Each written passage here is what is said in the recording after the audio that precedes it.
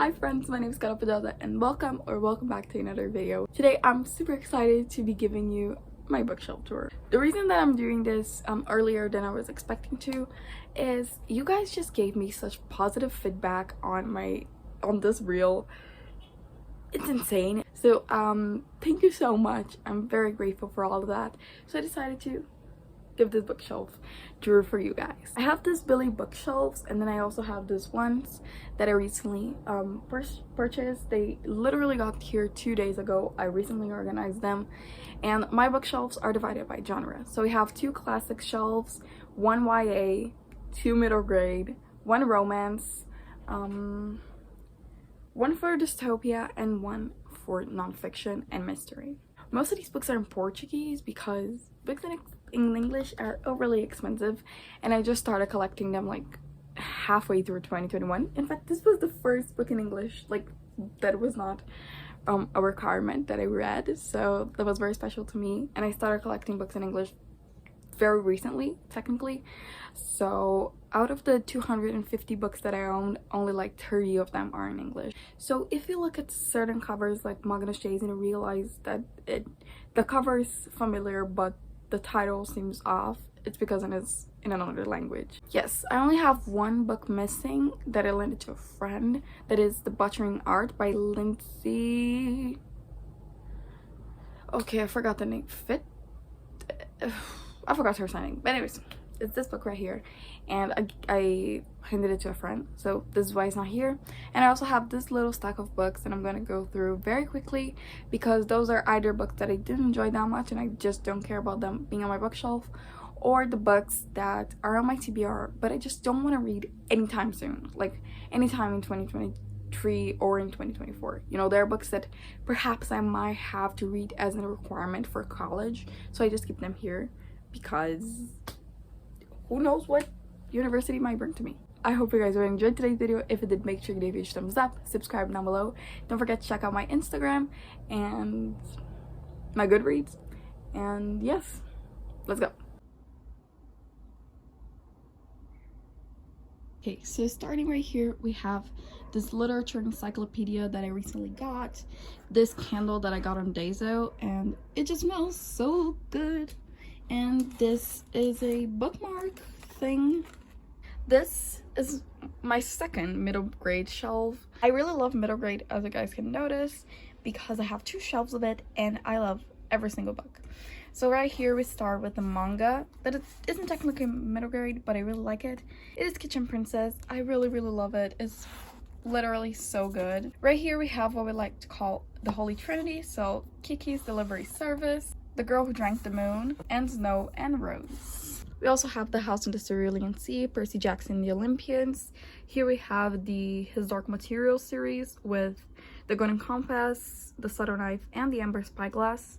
And lastly, we have the first 7 books of the series of Unfortunate Events. I read all 13, but I don't own the other books. Here we also have Solitaire by Alice Ellsman. Now right here is a shelf that I really like as well. This, we have nonfiction, so we have starting with Feminism is for Everybody by Bell Hooks. This is a national book that talks about our independence process.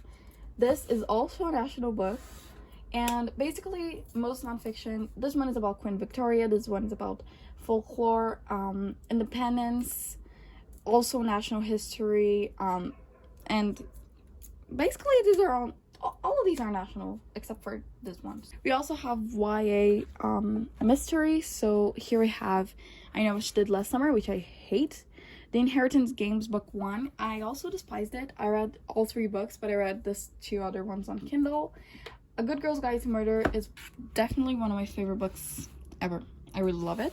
Then we also have my small Karen McManus collection with One of Us Is Lying, One of Us Is Next, and The Cousins. And lastly, we have this with tabs, more bookmarkers, and highlighters and pens for me to annotate my books. The reason why I have a Gryffindor mug instead of a Slytherin mug, as you guys know, I'm a Slytherin. I have mentioned it on my last reading vlog, is because when I was 6, which was when I was introduced to the Harry Potter universe, I thought I was a Gryffindor because I wanted to be a Gryffindor because Harry wasn't Gryffindor. So when I read the books when I was 11/12, I took the Sorting Hat test on Pottermore, and I was sorted into Ravenclaw.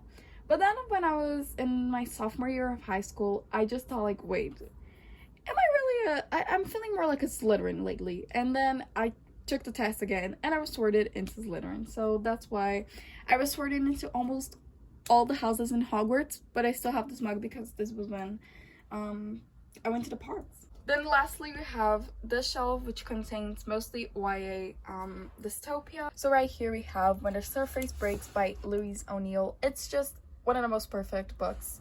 It has sprayed edges and like it's so pretty. It's the prettiest book I own. Then I also have Battle Royale by Kushun Takami. My small Arc of the Sly collection with Thunderhead, The Toll, and Gleanings. I don't own Scythe because a friend lent it to me for me to read. The Hunger Games, Fifth Wave, The Dispossessed by Ursula K. Le Guin, The Selection, and The Maze Runner. This is my contemporary shelf. So for the core, we have this little candle, a Eiffel Tower that is very old, and this Cinderella shoe. What we have right here is all of my Julia Quinn collection with historical fiction. This is the Bridgerton box, the Ruckus Beast, and the Smith series. This is National Historical Romance, Victoria and the Rug. Also a beautiful edition of Pan's Labyrinth. Pachinko by Min-Jin Lee. I read it last year. This is The Knight's Diary by Vera Hirandani. Okay, this one I cannot show, but as you can tell, is The Invention of Hugo Cabret. Wonder and Augie and I, Told by Places, Where the Crowd That Sings, The Hate You Give.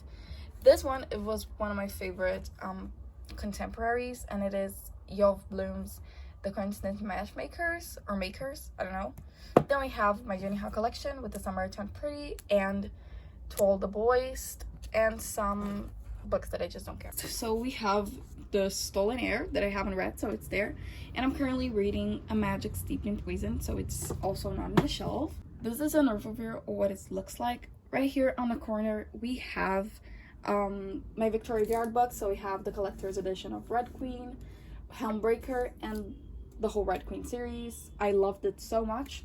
This is a national book, but in translation it's called Northern Lights. Right here we have Rebel of the Sands, The Folk of the Air, The Night Circus, and right here on the corner we have a candle that smells like nothing. And the Grishaverse. So we have the Grisha trilogy, Six of Crows. I don't own Crooked Kingdom, my sister does, and King of Scars and Rule of Wolves. And then right there on the corner we have The Inheritance of Orquídea Divina by Zoraida Cordova and Into the Crooked Place by Alexander Christo. Lastly, we have my nightstand, but I just keep some books. So right here we have my Kindle, two of my reading journals, and like a magazine about politics in Latin America. And here we have just some books that I just don't care about or I just don't think I'm going to read as soon as possible. So they're just there. This is what my second middle grade shelf is looking like. So we start right here with the whole School for Good and Evil series, and of course One True King is on display. By the way, the amount of look at how ugly these setups are. I'm sorry. Here we have some national fantasy, Fleve de Luce, the oh my god, what is it called? City of Ghosts trilogy, and the Chronicles of Narnia. Following right here, we have the rest of my Rick Riordan books. So here we have Demigod's Diaries and the Definitive Guide, I think. Here we have the second book in the Kane Chronicles for some reason. Magnus Chase, I love the first book's cover, so it's obviously on display. Demigods and Monsters, and Blood of Olympus, and the rest of the Heroes of Olympus series, which I just decided to hate, so of course I hide it.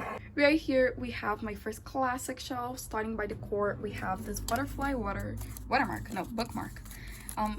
It's origami made, and one of my classmates made it to me. Here we have this box that contains nothing, but we have those tiny books. We have Portuguese literature and Hamlet. We also have this 80s camera that my mom owns, and I just asked for it so I could keep it as decor. Origami birds. So here we have Castella by Park Min-woo, An Artist on the Floating World by Kazuo Ishiguro, Living Beyond Borders, edited by Margarita Longoria, Violeta by Isabel Allende, Pedro Páramo by Juan Rufo, A Sleepwalking Land by Mia Couto, and then just some national books. What is important is Machado de Assis. He is an icon. I love him. Yes. 100 Years of Solitude, The Metamorphosis, The Communist Manifest, Letters to Young Poets, Dead Poet Society, The Great Gatsby, Beloved by Toni Morrison, Fahrenheit 451, The Handmaid's Tale, Farewell to Arms, Edgar Allan Poe short stories, Little Women, and this is all Anne of Green Gables. I mean, this is Anne of Green Gables, this is Anne of Green Gables, and these two as well, but this is Anne of Avonlea, Anne of the Island, and Anne of Windy Poplars. Then we have what is my second classic shelves, and here we have Portugal with Pessoa, Camões, and Gilles Vicente. We have France with Les Miserables. Obviously, it's unread. I stopped at page like 600. And Around the World in 80 Days, Lolita, Brothers Karamazov. I don't know what this book is called, but this is White Nights. Also by Dostoevsky, this one. This is a short story collection by Chekhov that I haven't read yet. Anna Karenina. It is heavily annotated as well. So War and Peace, and here's my Jane Austen collection. Almost all of her books in hardcover, and most of them in paperback. Northanger and Pride and Prejudice in England. Right there we have Agatha Christie hidden because she's racist. A Christmas Carol, Dracula, Wuthering Heights in Portuguese and in English, Mrs. Dalloway, The Picture of Dorian Gray, The Picture of Dorian Gray again, The Importance of Being Earnest, 1984, Beauty and the Beast, and my Shakespeare collection with Romeo and Juliet, King Lear, Hamlet, Othello, Midsummer Night's Dream, and Romeo and Juliet again. You may ask, what is up there? This is my corner of shame. Besides that, this is Christmas decor. But here we have all of my Harry Potter books in March. It's just hidden up there. Here we have my Sarah J. Maas books, and those are books that like I'm probably gonna give it to my younger cousins when they get older enough to read those, because not the Sarah J. Maas books, no, thank God. These is like for books that they should read when they're like 10, 11. Thank you guys so much for watching. I hope you guys enjoyed. Thank you so much for all the support that you've been giving me so far. You're amazing. I love you so much. And yes, don't forget to leave it a like and subscribe down below. Check out my Instagram and Goodreads. And I love you guys so much, and I'll see you on my next video. Bye bye.